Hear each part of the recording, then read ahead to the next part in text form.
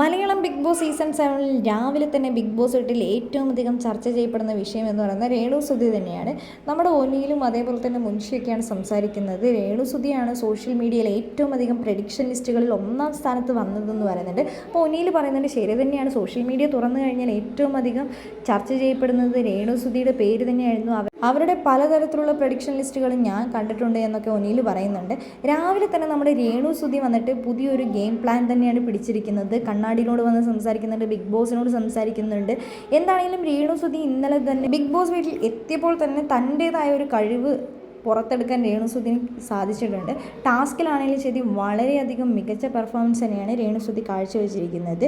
Big boss വീട്ടിൽ താൻ വന്നിരിക്കുന്നത് ലക്ഷ്യങ്ങളോടുകൂടി തന്നെയാണ്. അതുകൊണ്ട് തന്നെ എത്തരത്തിലുള്ള ടാസ്കുകൾ കിട്ടിക്കഴിഞ്ഞാലും താൻ മികച്ച രീതിയിലുള്ള പെർഫോമൻസ് കാഴ്ചവെക്കുമെന്നാണ് രേണുസുതി വ്യക്തമാക്കിയിരിക്കുന്നത്.